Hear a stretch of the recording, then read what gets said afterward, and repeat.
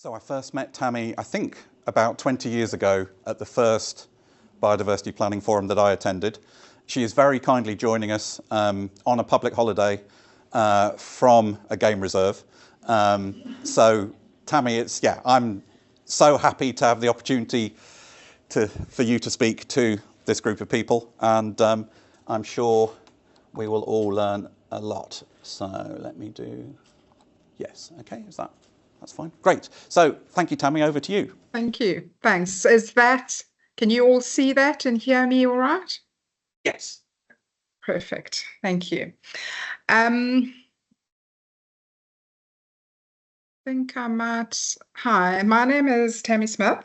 I'm from the South African National Biodiversity Institute in South Africa, as Bob has explained. I am not a systematic conservation planner, but I've been involved in facilitating our community of practice for, as Bob said, I think the last 20 years or so, as well as very involved in developing our knowledge products that we have developed over the years to support our policy work. So I just wanted to thank Bob for inviting me first to present this afternoon on our experience over the last 20 years or so. Bob has been a big supporter of our biodiversity, what we call the biodiversity planning community of practice in South Africa, and has attended a number of our annual forums over the years. So this is very exciting for me to be here today and be able to just give you some of the background and experiences we've had in South Africa around operationalizing systematic conservation planning and government planning and decision making. So I'm going to take you through a bit of a journey that we've had around this. And to do that, I'm going to introduce you to the South African National Biodiversity Institute, so who we are, and then our role in the biodiversity sector in the country. I'm going to talk a bit about how we have built our biodiversity knowledge and evidence. And a lot of that has happened through our National Biodiversity Planning Forum. So I'm going to give a bit of a background to that forum and how we developed it and what it does in the country.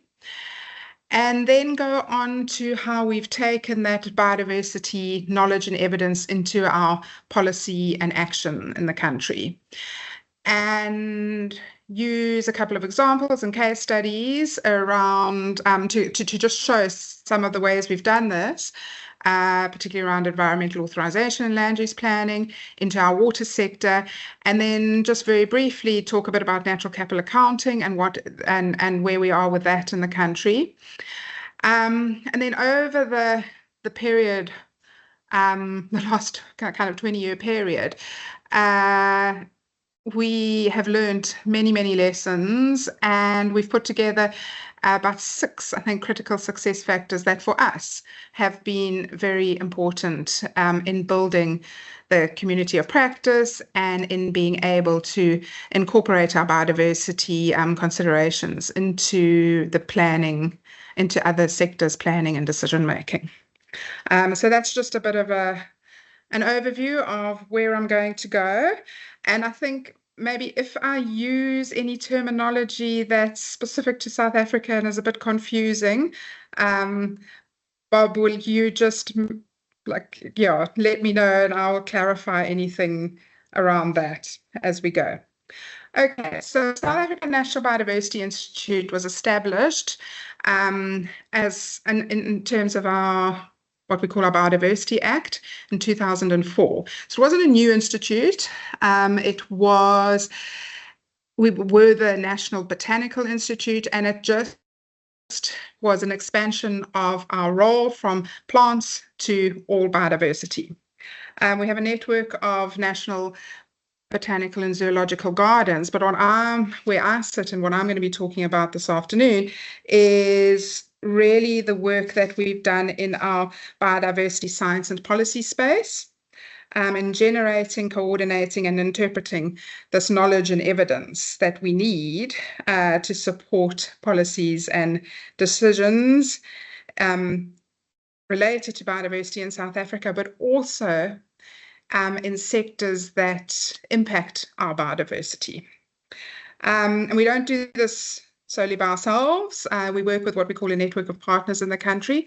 And over the last 20 years, this network of partners has expanded significantly. Okay, so we are a knowledge-based institution operating at this interface between research, policy, and implementation. So that's how we link our biodiversity science through to government and society. And one of the one of the key success factors that I will highlight later is that we've always ensured that the best available science is being used to inform policy and decision making. Yeah, so with the overall goal of trying to improve human well-being, improve service delivery, and create jobs, all very important as government priorities in South Africa. So I'm just going to explain to you, this is our value chain. So we work through this value chain in the organization, where we start with our foundations for biodiversity science. So this is the basic data and information that gets collected and collated. That is then used to build our biodiversity knowledge, do assessments, monitoring, research, etc. And from that, we then go up into biodiversity science, into policy and action. So that is where we then start to develop our decision support tools and provide policy advice that can help to impact those sectors that we're trying to make and have a difference into, resulting in a healthy environment for everybody. Okay, so that's just a bit about how we work. And just to say, I think that the biodiversity data and information is a key resource that drives our research and informs our planning and policy and decision making. And it's very important that that data and information is then managed as a strategic asset for the organization and for the country. And so I just wanted to show you a little bit and explain a little bit about how we have that data and information into our knowledge and evidence and into our policy and action. And I'm going to take you through the process and the little story of collection, collation, and coordinating of biodiversity data, our research, assessment, prioritization, and planning, and give you some examples, and then talk about mainstreaming biodiversity or integrating our biodiversity considerations into other sectors planning, so things like land use planning, environmental assessment. And I think very importantly, we do all of this in collaboration with partners. So we have partnerships through our communities of practice, and then building, and very importantly, build capacity within this space. Okay, so there we go. So our access to biodiversity data and information, we have through the Biodiversity Advisor, which provides easy and free access to biodiversity data and information, as well as our knowledge products and any of our value-added tools that have been developed. So not only does it provide access to all this information, but what it also does is help to promote improved quality and standardization of data and the collection of that data. Then into our kind of next step of how we use that data to build biodiversity knowledge and evidence. I'm going to use two examples. So I'm going to talk about our National Biodiversity Assessment, which we refer to as the NBA. And then I'm going to talk a bit more about spatial biodiversity or spatial conservation planning. And this is where I just need to give a little bit of an explanation about the spatial biodiversity planning and spatial conservation planning. So early on, we took a decision in the country to refer to it as spatial biodiversity planning and not spatial conservation planning, basically based on the history of our country and the fact that conservation, the term conservation, often had a negative connotation of areas that were closed off to people and people having access to them. So we refer to it as spatial biodiversity planning. Globally, obviously, it's the spatial conservation planning. What we have done is develop this lexicon of spatial biodiversity assessment, prioritization, and planning in South Africa, where we explain how all our different terminology and how we use that. We've just done a second edition. Our first edition was, I think, done in about 2016, and obviously things have changed and developed a lot over a number of years, so we have now updated it. So just to say that in terms of spatial biodiversity assessment, this is where we assess the state or importance of a site, an ecosystem or species, and that uses criteria and thresholds, but it's not target driven. When we do our spatial biodiversity planning, it's an aspect of our prioritization process, and that's where we develop a spatial biodiversity plan that identifies one or more categories of biodiversity priority area. And this is based on systematic conservation planning, as Bob explained it in his presentation just now, where we look at principles of representation, of persistence. It's target-driven, it's designed to be spatially efficient, and to avoid spatial conflicts with other land uses or other uses in either the landscape or the seascape. So when I talk about systematic biodiversity planning or spatial biodiversity planning, globally, it is the same as systematic conservation planning. So sorry about that little bit of a terminology issue there, but just so you are aware of that as I talk. Okay, so I'm going to start with the National Biodiversity Assessment. So we did our first National Biodiversity Assessment in 2004. And it was the first time we'd done a national assessment of spatial priorities, and we did it across all the realms, so terrestrial, river, estuarine, and marine. And the purpose was to inform our reporting processes. So in terms of our Act, SANBI is also responsible for reporting on the status of biodiversity in the country, and this gave us a way of doing that. But it also gave us the spatial information that we needed, or the spatial part of our National Biodiversity Strategy and Action Plan.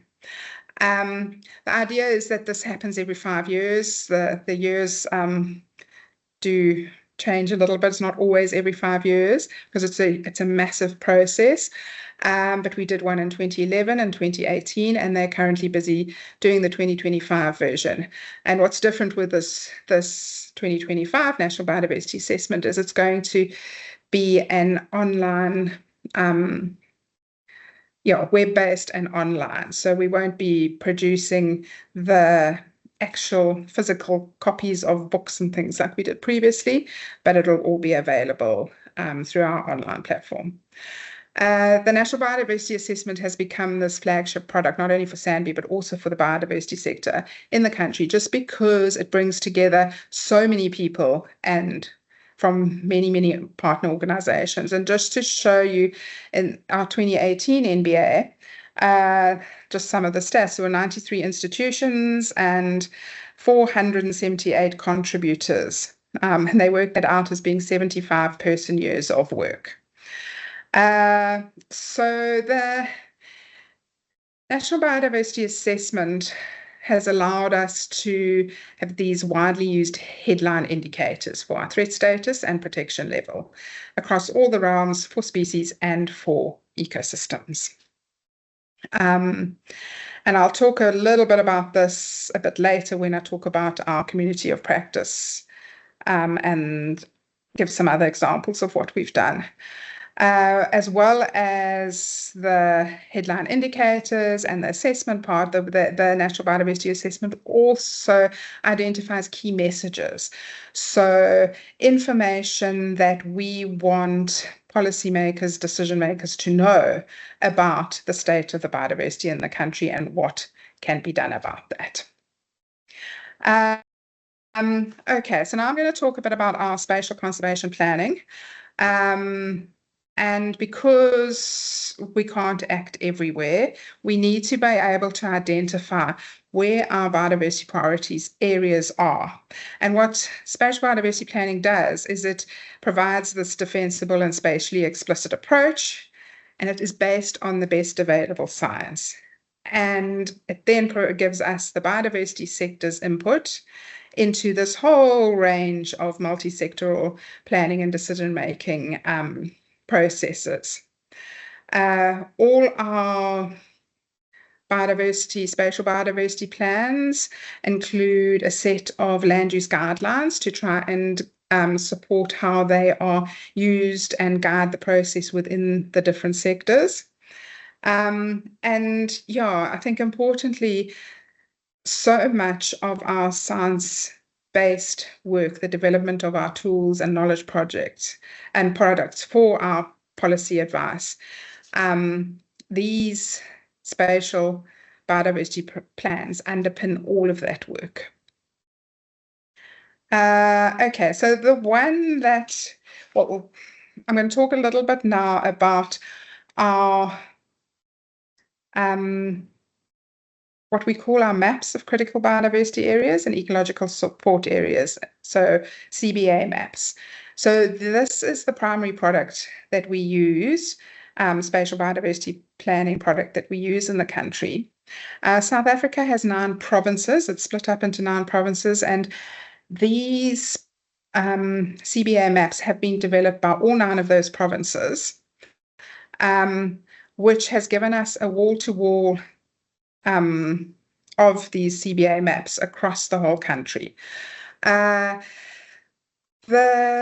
terrestrial and, to extent, freshwater biodiversity planning has always been much further ahead in South Africa, but marine and coastal has rapidly caught up in the last few years, and 2 years ago they developed the first national coastal and marine CBA map. So now we have wall-to-wall across the land plus into our waters.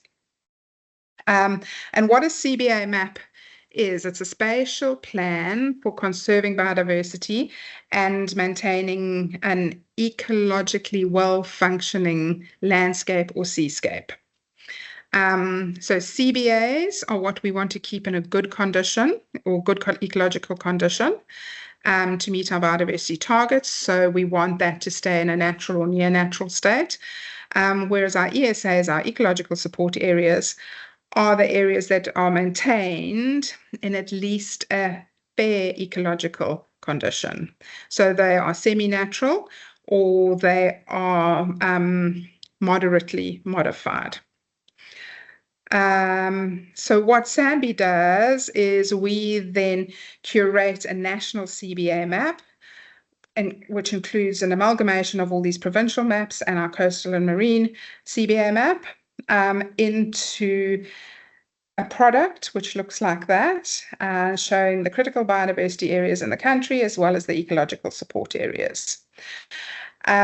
We have always played a role at the South African National Biodiversity Institute to provide support and guidance to the provinces the kind of conservation authorities in the provinces who are developing their own plans. And we also, together with our community of practice, we've developed various guidelines. The technical guideline, which we published in 2017, explains how to develop a map of critical biodiversity areas and ecological support areas. And it was done through our community of practice, years of discussion and consensus on how best to do this. These are just a couple of examples of from the provincial spatial biodiversity plans. So You can imagine the country cut up into these different provinces and giving you that final map in the end when we amalgamate it all together. Okay. As well as our critical biodiversity area map, we have various other national biodiversity maps that we use in the country. Just going to very quickly mention some of them. So we have the Freshwater Ecosystem Priority Areas map, and this is our spatial plans for freshwater ecosystems, rivers and wetlands that need to stay in a near natural condition. It's so that we can conserve our freshwater ecosystems and protect our water resources. Red list of ecosystems, which I'll talk about a little bit later. Key biodiversity area map, which I'll also just mention a bit more later. The EBSAs, which are the ecological and biologically significant marine areas, so the very special places in the world oceans. And then lastly, the map of ecological life support action areas, which I'll also talk about in a little bit more detail just now. So all of the data and information for these maps is available on our Biodiversity GIS portal. But we don't only provide the data. What we have also done is develop various products. This is a series of products that we've developed for each of these maps to just explain what they are, how they were developed, and how they should be used. So we don't want to dump all these different map products into the sectors that we're working with without them being clear as to which one means what and how they can be used. Okay, so this is a useful place to then just talk a little bit about the National Biodiversity Planning Forum, because so much of this work has been done through this platform. And without it, I don't think we would have got nearly as far as we have got in the country. We established it in 2004. And it really focuses on the technical aspects of spatial biodiversity assessment and planning, and as well as the production and the use of these products, these spatial biodiversity planning products. We started out calling it the Biodiversity Planning and Implementation Forum. But because the implementation side has become so ingrained in how we do our spatial biodiversity planning forum, it made sense to drop that, because that is just part of how we do our spatial biodiversity planning in the country now.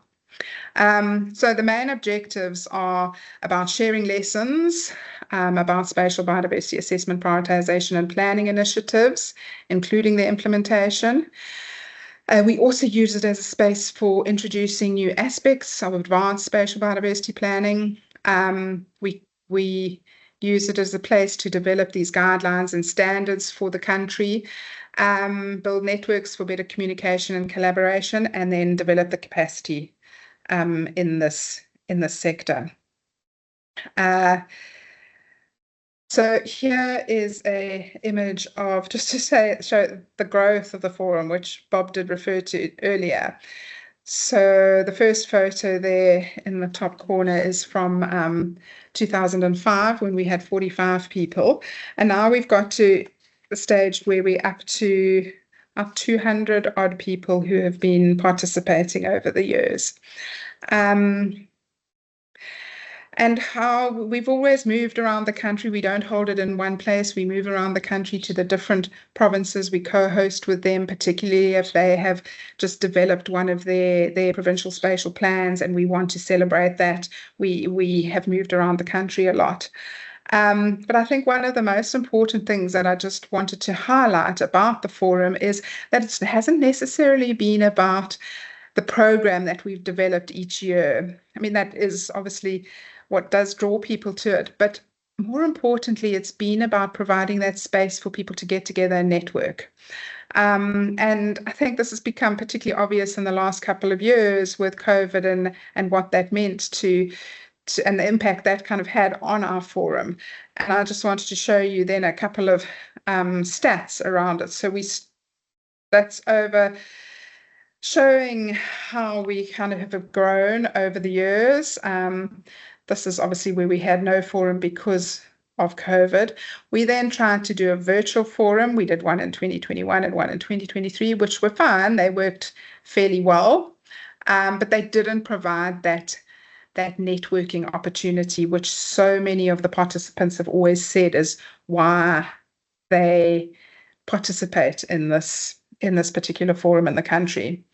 This was also in the middle of when we had to limit number of people, etc. So we did try one face-to-face, but we had to limit numbers. And again, it wasn't as successful as we would have liked it to be. We are now up to our 20-year forum, and we are wanting to do that sometime in the next year, just as a celebration of the work that has been done in the country over these 20 years. But resources are also a bit constrained in South Africa at the moment, as they are globally. So it is a little bit of a challenge at the moment. And then just to show the kind of proportion of participants, the green colors are all our government sectors, so national, and then our public entities, which are things like the South African National Biodiversity Institute, the South African National Parks. The lighter green here is our provincial agencies and conservation agencies, and this little slither here is at a local government level. So we haven't had a big focus at the local government level, mainly because a lot of the provinces work very closely with the local governments in their areas. We also have universities, research institutes, NGOs, and yeah, quite a lot of independent conservation planners in the country. More recently, we've started having particularly people participate from regionally from a lot of our African countries. And then this slither is just to show that depending on the focus of a particular year, we might have more people from a particular sector joining us. Like one year we did a big focus on mining and biodiversity, so we had a lot of participation from the mining sector. So that kind of varies a little bit as to what we focus on. And I think just to pick up on something that Bob said, this last virtual forum we did in 2023, because of the Global Biodiversity Framework, we use this as an opportunity to look at a couple of those targets. Target 1, which is around biodiversity loss, and then target 3, which Bob talked about a little bit, the 30 by 30. And just being able to use this platform as a way of working out how best South Africa can be implementing those targets, those more spatially focused targets. So then just to expand on that a bit, so these are some of the processes that we have influenced quite strongly through this biodiversity planning community of practice. So nationally, I've talked about the National Biodiversity Assessment and the development of our critical biodiversity area maps. We've used it to delineate our strategic water source areas, which I will talk about just now. We've used it to identify biodiversity economy nodes, to establish marine protected areas, for our listing of threatened ecosystems, threatened terrestrial ecosystems, which I'll talk about just now, and then in natural capital accounting. The forum has provided a place for all of these very important national processes to be discussed and figured out together as a community of practice. Regionally, through Mapping Biodiversity Priorities project, which I'll also just give you a bit of information about just now. And then currently we have a Spatial Biodiversity Assessment Prioritization and Planning project, which is happening at a regional scale. So that is why we have started to see more of our neighbouring countries participate in this forum with us over the last couple of years. And then I just wanted to show globally how the forum has influenced things like key biodiversity areas, essential life support action areas, and then obviously red list of ecosystems. So we haven't been particularly great at contributing to the scientific literature around our practice in the country. We have a lot of information in more grey literature, but these are just a couple of things that we have done through the community of practice in the last little while. So we did do a paper on the practical actions of applied systematic conservation planning in the country, and then also looking at our red list. So those were two very key pieces of scientific literature that we did produce. Hi, Tammy. Just to interrupt for a sec. Science. Sorry, just to say. Sorry to interrupt for a sec, but we've got about sort of 10 minutes left in this slot, so I know you've got a few more slides to go. I'll be done. Don't worry. Right. Okay, so how we take this into the policy and action. We use what we call our 4-way action plan because we can't act everywhere. All those maps that I've shown you have been incorporated into our biodiversity priority areas, which is that map we see, and that's what we then use to work into these different sectors. So to avoid and reduce loss, particularly in our land use planning and environmental assessment, to protect, and that's where a lot of the work around expanding protected areas happens, and then to restore things like our ecological infrastructure. Okay, but it's not only about these maps, and this we learned quite early on in the process. So the developer of the assessment or the plan is like the 10%, and that has very little impact on by itself. And what really is important is developing and providing the supporting material, making these resources known to the officials or whoever you're wanting to work with, and then assisting to get the maps and these guidelines into your national planning or your land use planning, etc. So we've always said it's 10% the maps and 90% this other stuff. And for us, the other stuff has all been around mainstreaming biodiversity, so integrating biodiversity into policies, strategies, and plans and decisions of the other sectors that we work with, which is very important for us at this interface between science and policy. And one of the things that really made a difference for us, and it was kind of a turning point in our journey, was what we called making the case for biodiversity, and there were a couple of things that came out of that. So we realized that our messaging around fear and loss was too doom and gloom for people to worry about enough, and it was better to message around the hope of gain. And we also looked at the head, heart, and hands. So economic value, so what was important for national priorities in terms of government planning, what was important emotionally for people in terms of their legacy, what they wanted to leave to their children, and then providing something practical that they could do to improve it.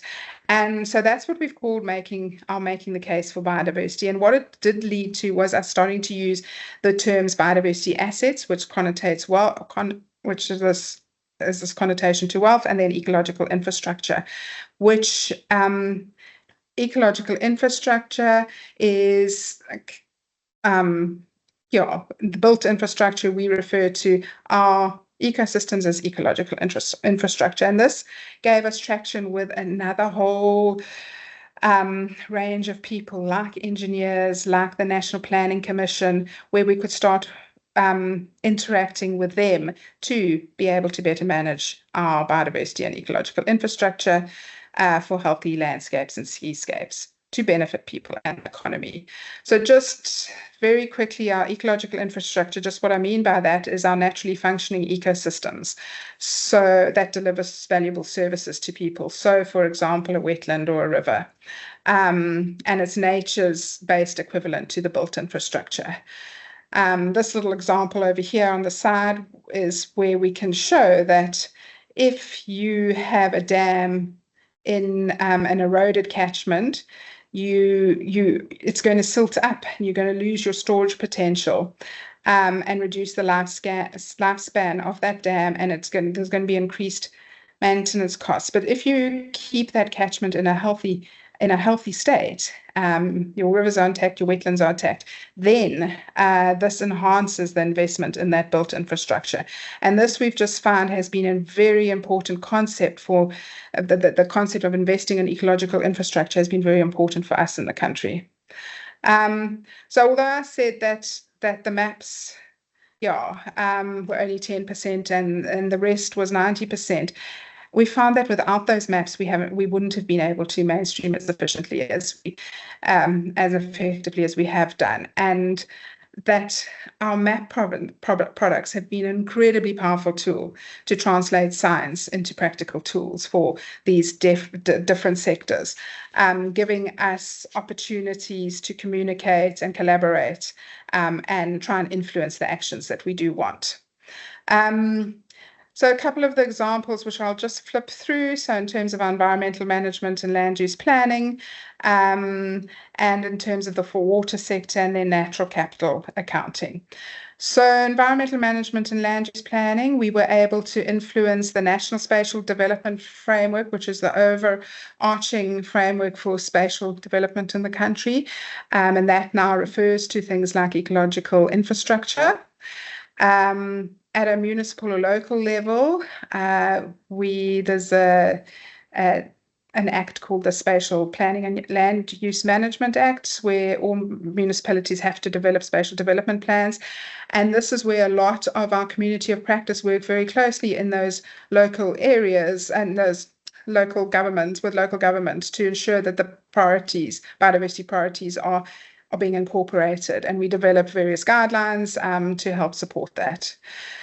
The environmental screening tool, a very important tool that's been developed over the last couple of years, and it's actually a mandatory requirement for all development applications.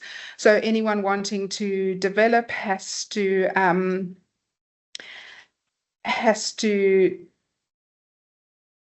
enter their information into the screening tool, and it shows if that area is sensitive for any particular biodiversity. All our maps are incorporated into that, and this has been very important for us in the country, and a very important way of trying to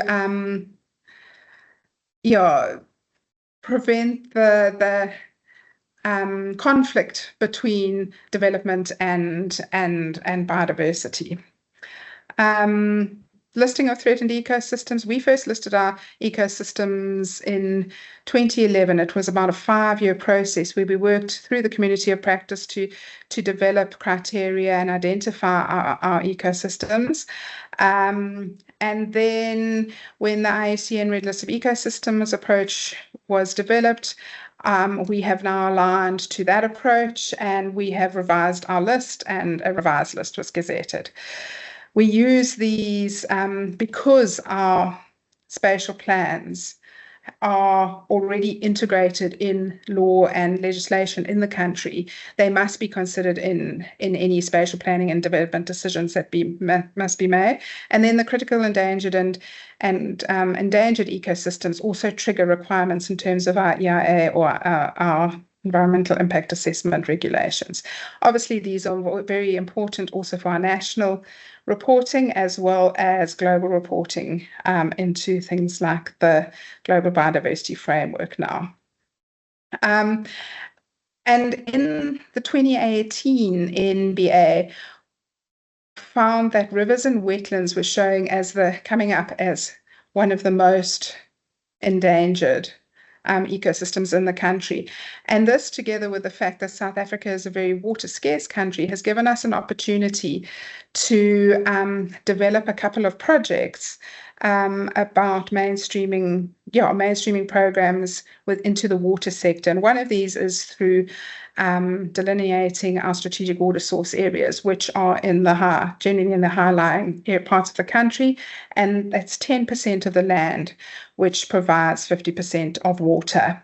So incredibly important areas and seen as vital ecological infrastructure for us in the country. They've then been used in various national policies, and as well as the fact that they assure that we get quality and the quantity and quality of the water that we need into our dams. With climate change, these are also these areas are going to become more and more important as we become more prone to droughts. We've developed various products to show in each of those strategic water source area what the land cover, the ecological infrastructure, and the water situation looks like. Very quickly, just to say, natural capital accounting is a fairly new for us in the country, and but it has shown to be a very powerful mainstreaming tool. It gives us a measurement, a systematic measurement of the stocks and flows. And we've worked in partnership with our national statistics government department in the country, and on various accounts for land and terrestrial, for protected areas, for strategic water source areas. And this has helped to boost the inclusion of our ecosystems into national priority and national policy and decision making. But importantly, it's something Bob was also talking about earlier, it's now provided us opportunities to start looking at nature finance and to mainstream into the finance sector. Yeah, so I just wanted to mention that as where we kind of moving towards in our mainstreaming journey using our spatial data and products now. Regional processes, this is just very quickly, I wanted to show you these couple of products because South Africa has always been seen as the South African approach that has been seen as being very useful. That we, in partnership with the WCMC, we developed what we call mapping biodiversity priorities, and our community of practice in the country was very involved in putting this together. So it was a project that ran in 4 African countries, and it just gave a practical approach if you're in a country, particularly with high biodiversity but low resources, how you can develop a plan and how you can use that to inform your national policies, planning and decisions. Part of that was also what we called mainstreaming, a second product on mainstreaming biodiversity priorities. More recently, our mapping biodiversity priorities has been revised because of the reporting into the global biodiversity framework, and we have now incorporated things like the red list of ecosystems, key biodiversity areas, etc., into that process. And then 2 of the global processes I want to mention were essential life support areas and key biodiversity areas. Essential life support areas was a UNDP process. We were one of 12 countries, and we developed our map, indicated where actions could be taken to achieve targets for biodiversity, climate change, and human well-being. This, because of South Africa's history in terms of having these very fine-scale spatial products that can help with land uses and etc. like that, this is being used to mobilize resources and to guide investment in the country. And then lastly, our key biodiversity areas, which I think most people are aware of. South Africa has used the global criteria to evaluate a set of key biodiversity areas in the country. And again, because we already have critical biodiversity areas, and that is so ingrained into our policy and legislation, we've had to be very careful about how we use critical biodiversity areas and how we use key biodiversity areas. So these have become very important for our global reporting, to get donor funding, and for people on the ground to say, oh, I have a key biodiversity area that I can work in and raise awareness about, but we don't use them for our finer scale land use planning. So then, just to close off, I said earlier that there were these 6 critical success factors that as a country we thought had been contributing to why we have been successful in this over the last number of years. And the first one is that we do have the Science Policy Institute that is able to do this. Secondly, we've been very lucky with being able to layer our donor investments. And I haven't spoken about this, but it's just to say that we have had lots of donor projects that we have been able to use, and most of these have been underpinned by spatial biodiversity planning products. I've talked a lot about using the best available science and how this can be synthesized into our coherent policy relevant forms, our maps and our products. And that's just showing a range of those kind of products that we have developed. Communities of practice. Our biodiversity planning community of practice has been crucial in our success in the country.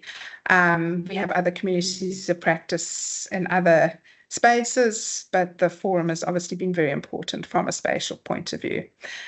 We also have a conducive policy and legislative context, and I haven't spoken about this, but just that we have things like our Biodiversity Act, and this has provided us opportunities. And then lastly, how we use making the case for biodiversity and ecological infrastructure so that we could communicate the value of biodiversity assets and ecological infrastructure to those places where we were wanting to make an impact and make a change. So those are the what we call our 6 critical success factors. And then lastly, just to say the golden and. So we've always explained that it's about biodiversity and development and not biodiversity or development. So if we plan in this integrated way and we make our decisions based on this best available science, then we can have biodiversity together with people in the landscape and the seascape. And we've been quite proactive in showing how our biodiversity assets and ecological infrastructure can provide jobs and contribute to the economy. And then just the extra value propositions of streamlined decision making, making better decisions for sustainable development, and the benefits that this will have for people and the economy. And thanks very much. That's a very quick summary of the last 20 years. So I hope some of it did make sense and is useful as you go into your deliberations in the UK. Thanks, Bob.